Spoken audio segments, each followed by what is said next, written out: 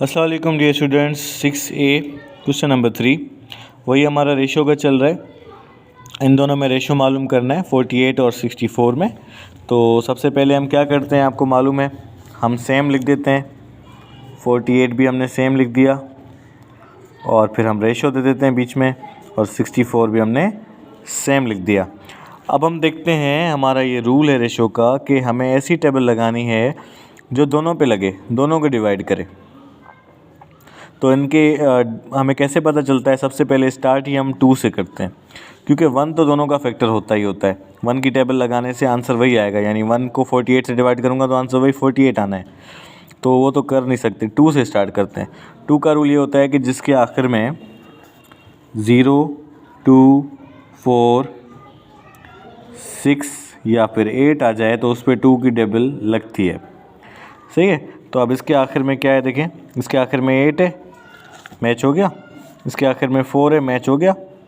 यानी दोनों पे 2 की टेबल लगेगी। आप लगाओ 2 की टेबल लगाओ। इस 4 पे पहले लगाओ, 4 पे 2 टाइम्स लगती है। 8 पे लगाओ, 8 पे 4 टाइम्स लगती है, 24। ये 6 है, 6 पे 3 टाइम्स लगेगी, 2 3 ज़ा 6। ये 4 है, 4 पे 2 टाइम्स लगेगी, 2 2 ज़ा 4।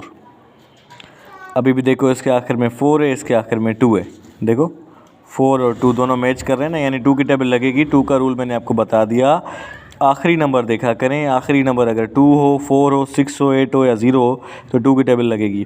अब इसके आखिर में 4 है, इसके आखिर में 2 है, तो 2 की टेबल लग रही है। इस 2 पे लगेगी 1 टाइम्स, इस 4 पे लगेगी 2 टाइम्स। रेशो देते हैं।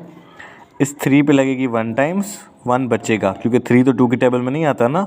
जो 1 बचा, 2 1 ज़ा 2 के बाद जो 1 बचा वो इसको दे दिया हमने, ये हो गया 12। ये 3 नहीं हुआ, ये हो गया 12। 12 पे लगा 6 टाइम्स। अब भी देखें, आखिर में 2 है, इसके आखिर में 6 है, तो इधर भी 2 की टेबल लग रही है। इस पे लग रही है 6 टाइम्स, इस पे लग रही है 8 टाइम्स। अभी भी 2 की टेबल लगेगी, इस पे 3 टाइम्स लगेगी और इस पे 4 टाइम्स लगेगी। ठीक है।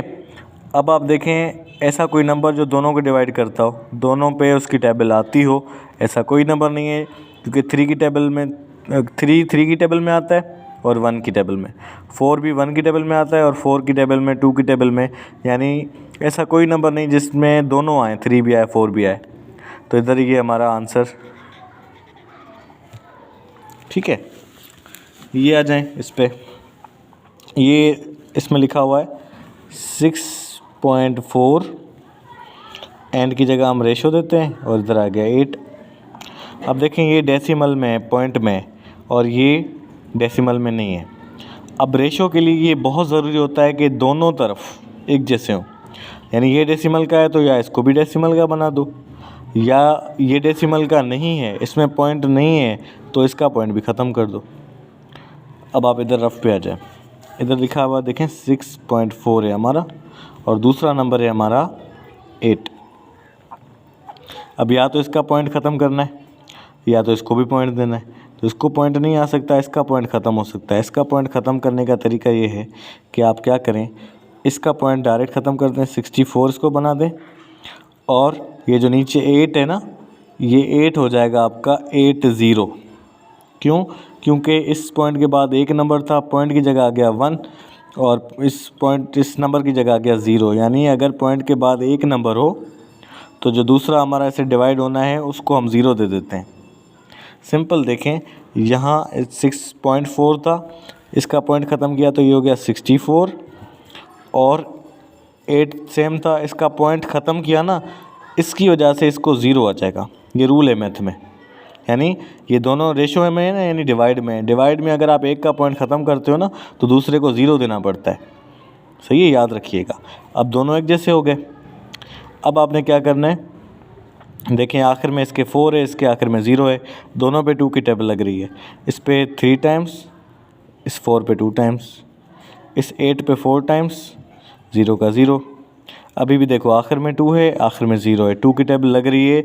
दोबारा रिमाइंड करा दूँ, 2 का रूल ये है, जिसके आखिर में 0 2 4 6 8 आता हो उस पर 2 की टेबल लगती है।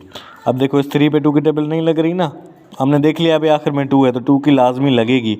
अब इस 3 पे नहीं लग रही, इससे कम 2 पे लगती है 1 टाइम्स। 2 1 ज़ा 2, 1 बचा, वो 1 इसको दे दिया हमने, जो कि 12 16 6 टाइम्स लगी। और ये 2 की टेबल 4 पे 2 टाइम्स, 0 का 0। अभी भी 2 की टेबल लग रही है 16 पे 8 टाइम्स, 20 पे 10 टाइम्स। अभी भी 2 की इस पे 4 टाइम्स, इस पे 5 टाइम्स। अब 2 की इस पे तो लग रही है, इस पे नहीं लग रही।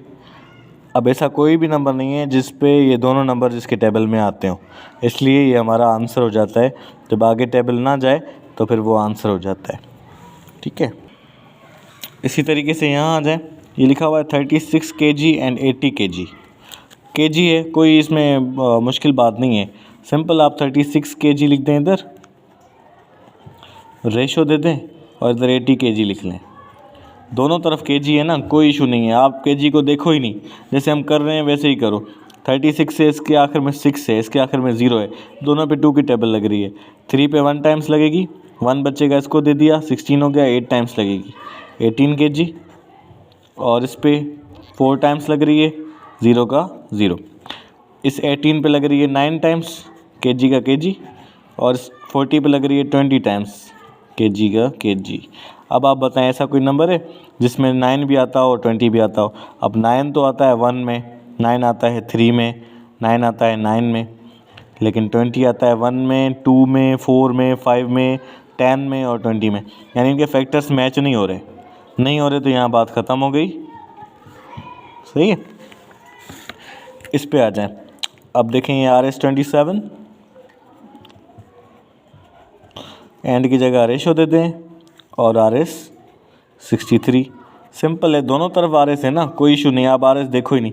अब 27 और 63 पे लगाओ, आखिर में 7 है, आखिर में 3 है, यानी दोनों पे 2 की टेबल नहीं लग रही।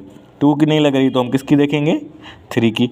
3 की टेबल में 27 आता है, कैसे देखेंगे? दोनों नंबर को प्लस करो, 2 और 7 प्लस करो, कितने बनते हैं? 9। 9 पे 3 की टेबल लगती है तो इस पर भी लगेगी। ये देखो 6 और 3, दोनों नंबर को प्लस करो, कितने बनते हैं? 6 और 3 9।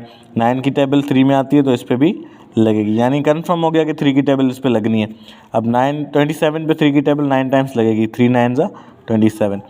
और 63 पे कैसे लगेगी? 6 पे लगेगी 2 टाइम्स और 3 पे लगेगी 1 टाइम्स। अभी भी 3 की टेबल लग रही है इस पर 3 टाइम्स और इस पर 7 टाइम्स।